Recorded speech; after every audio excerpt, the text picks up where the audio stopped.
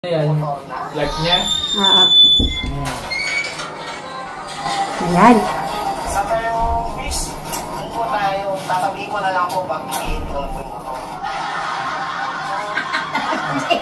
Tingnan mo, Kuya Eric. Paano masasabi mo?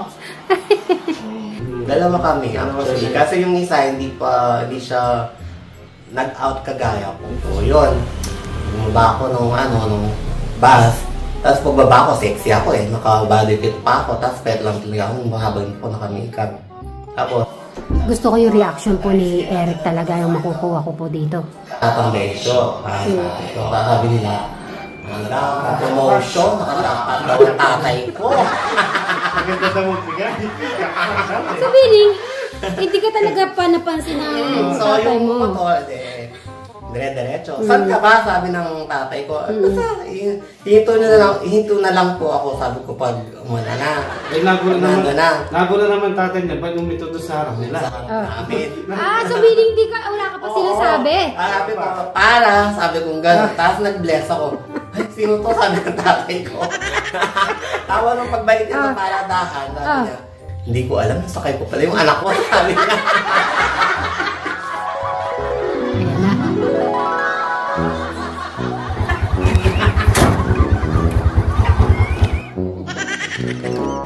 Ay, tay. Ay, paano po? Ay. Ba't? Pwede naman, ba't mo ko nung sinatawanan ng ganyan? Sabi ko ayaw, tanungin ko kung butis eh. Ito po yan? Ikaw na ba yan? Opo, tay. Huwag po kayong mabibigla, tay. Ako na po ito. Dalaga na po ako ngayon, tay. Uy, Parang di ako naniniwala. ako nga po ito, tay. Huwag ka pong mabibigla. Dalaga na siya! Oh, di ba? Korea daw, Rick.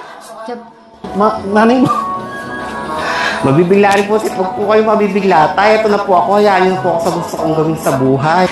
Tignan niyo po, ang ganda-ganda ko na po ngayon, no? Oo, di ba? Maganda na siya. Sabi ka na, ay, sino ba yung lang pumasok sa bahay niyo? Yung bumaba na ba sa dyan sa tricycle? Tingnan mo yung picture niya, Tingnan mo yung picture niya. Oh! Hindi ka makapaniwala na Tingnan mo si Madam Jola niyan. Oh. Sa tricycle, hindi ka nakilala ng tatay mo? Oo. Di ba ka-sexy niya? Eh, ngayon buntis na siya eh. Malaki na ako. Kasi nung nagtangin ako ng Ano yung sa Pinoy Big Brother? Vibory. Siguro. Oo, kamukha mo yun yung sa picture. Tsaka si Roxanne Ginoo. Sabi ko. Kilala ng tatay niya kasi. Ano ka umuwi ka? Yan ang suot mo? Ganyan na ganyan ka? Tingnan mo si Sir Robin dyan yung acting niya. Ay, mga artista ko, hi. Mag-good morning muna kayo, ha. Ang galing-galing ni Madam Jola, no? Maraming thank you po mga ka-sweet Mary po. Yes. Salamat po sa lahat ng nanood at patuloy pa pong manonood. Ayan. Ayan, tignan natin ang paligid. Ayan. Oh, ang ganda. Sana po ay wag mo nang umulan. Sir Robin, kunin mo na yung nag-aircon, no? Oh, dito tayo. Check ko na muna po yung ano po pala dito. Yung talong, kung okay pa ba. Check ko muna po yung dito. I think yung talong na ano na talaga nasira. Or hindi na rin nagbunga. Ayun na, dahil lagi pong umuulan, ang bilis po nung ano. Yan, ang bilis. Yun. Doon ako babati sa likod kasi mga patay. Ay, ganda. Ang ganda. Ang ganda, oh. Sa inyo lang yan eh. Matibay. Matatangkad kayo. Ay, Hindi ko abot to. Kakatong ako sa isang mataas. Tsaka, ganda, no? Ganda naman din. matibay to kaya lang sobrang napakabigat nito. Oo. Grabe.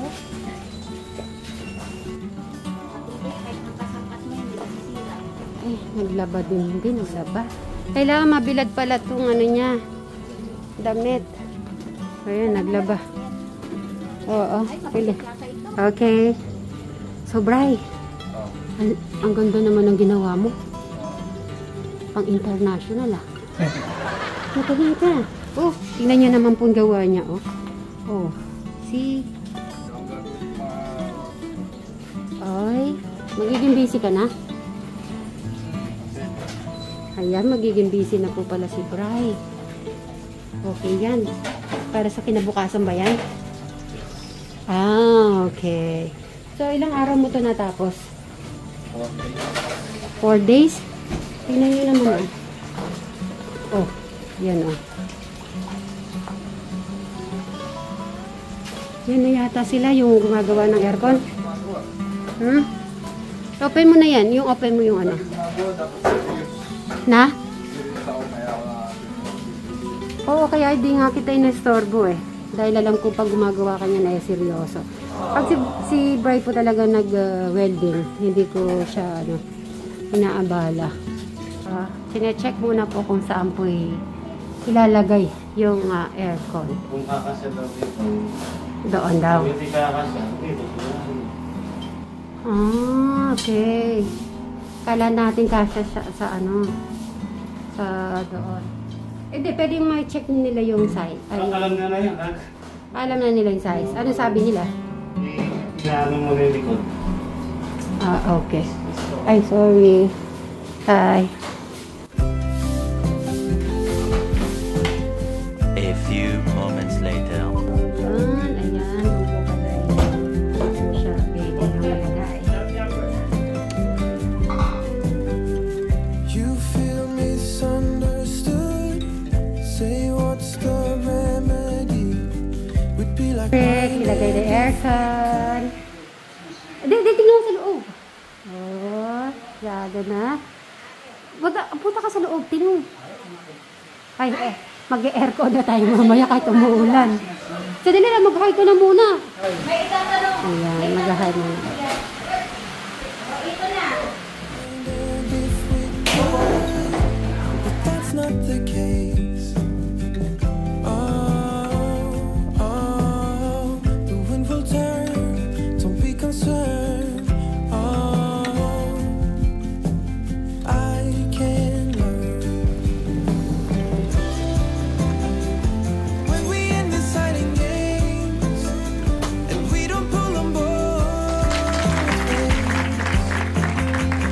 We can do it. We can do it. Grabe si Eric. So siya ng aircon niya. Ay, malamig.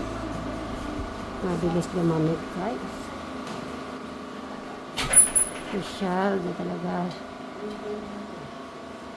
Wow! Sige. Sige nga, patry nga.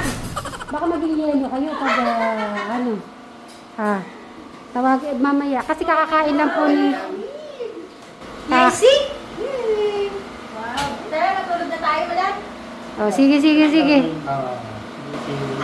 pwede. Akala ko dito hindi. Magiging transpo si Kuya Teres dito. Kaya nga makapal nga yung pang ano niya. Madam, sosyal. Alam ko na, kapag nawala ka. Alam ko na, pag nawala ka, dito ka. Ay, Bawal istorbo. Tapos nakalagay dito, no disturb. oh, siyempre maglalagay ng ganun para di kayo magkatok. Ay, mababasa niya. Kaya kayo na kayo. Kasi Social. magiging friends ko Kuya Eric po natin kung Okay, syempre, dahil kay Madam Maricel Almasal, ang kanyang YouTube channel, ano ang YouTube channel niya? Ay, Tetyan. Ayan, maraming salamat po. Ano? Okay. Ayan, bago po sila umalis, pinapacheck po yung lamig. Malamig. Okay naman po. 22. Okay, so okay na yan. Thank you. Thank you. Check mo muna yung ano, yung lamig ng aircon. Pasok ka, pasok ka. Oh, lamig. Sarap.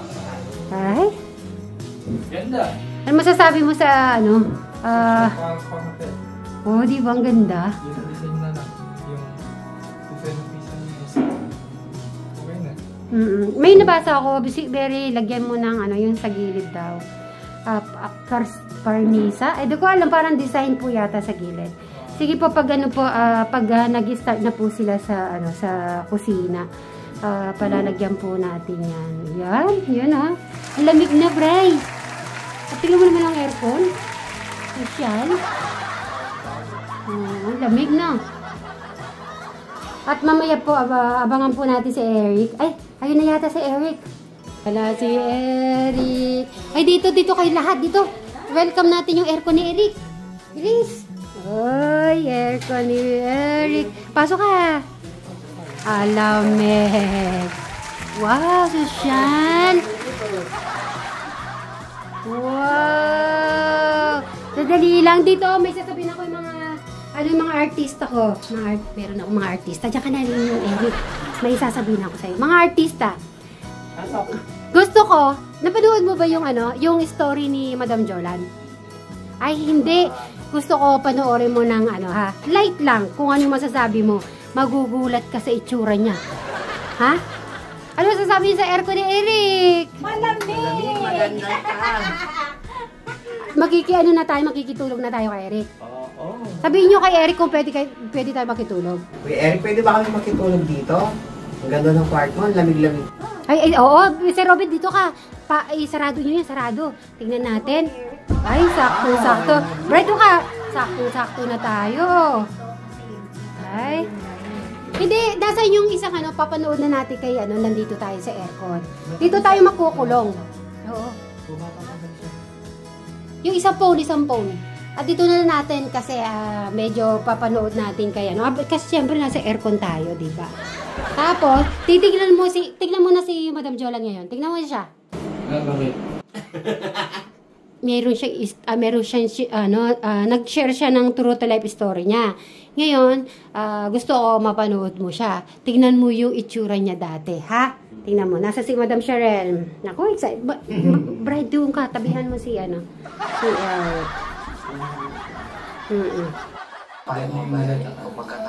Kukunin sana ako, kaya naharap ako ng immigration.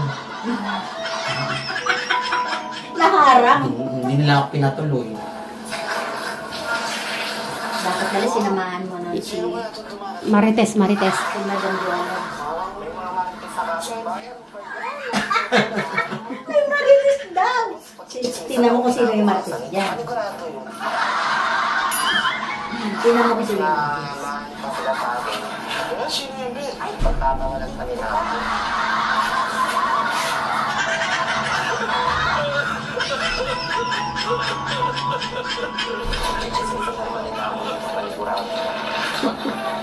Kaseksi naman nung tumataan. Saan patawa natin si Eric? Sino kaya yun? Hindi pala chocolate. Tita, kumulat ako may chocolate daw. Yan, okay. Alright, i-post mo na, madam, Alright. So, natin si Eric? Eric, sa tingin mo ba, yung story ba ni Madam Jolan ay, meron ba tayong makakapulot ba tayo ng aral doon? Yung totoong buhay niya. Nangyari yung totoong buhay yan. Dapat mag-a-approach siya, no? Kaya lang, hindi ako natuloy. Hindi siya natuloy. Bumalik siya kinabukasan. Sinakay ulit ako ng eroplano. Sinakay ulit. Kahit tayo akong umuwi, pinauwi nila ako. Kuya Eric, may natutunan ka ba dun sa napanood mong storya ng buhay ko?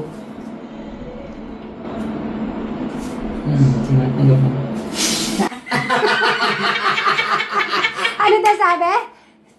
Ano sabi ni Eric? Hindi niya tatanggap siya. Hindi niya matanggap? Hindi ko matanggap Hindi daw niya tatanggap yun.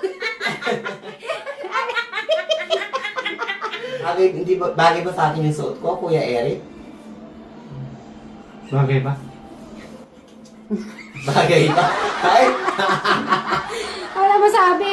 Wala Si Fry, bagay ba? Sabi mo! Hindi ko natanggap talaga kasi pinauwi nila ako. Kahit gusto kong pumasok ng Korea, pinauwi nila talaga ako. Uwi niya kasi.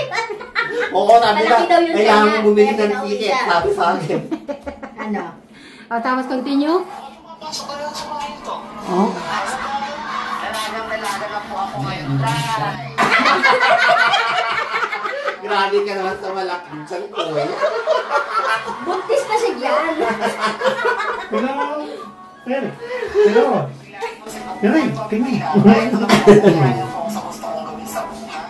Eh, di mo ako nakilala, kuya. Maisip mo bang babae ako dyan o lalaki ako? Babae. Lalo pa sa nakapoy. Kasi nga si Vibery nga, kamukha mo dyan. Ako din, may isip ko rin na babae dito si Jolan eh. Ay, Daming napekingan, lalo na sa mga foreigner. Hindi pala. Lalaki yung ano niya. Yung Ay, oo, parang Sexy na yan, oh. sexy niya dito. May sexy na yan. Ngayon siksik na. Tapos buntis pa. Yan, okay. O sige, post mo na, madam. Kukuha lang tayo ng konting message kay Eric. Anong nakuha mong aral sa buhay, yung kwentong buhay ni Madam Jolan? Maging tatlo sa sarili. Okay. Tama naman yun. Pakpak. Maging totoo sa sarili, sabi ni Eric. Pakpak para kay Madam Jolan, kay Eric. Ayan. Eric, ay tingnan mo, ilan tayo? 1, 2, 3, 4, 5, 6. Malamig pa rin ang aircon. O, 22 lang yan. Ito lang. So, iwan lang po namin si Eric dito makahiga. At pinatay na rin po ng, ni, Ito, babalik na lang natin dito. Ay, bakit na Ay, kasi pangit.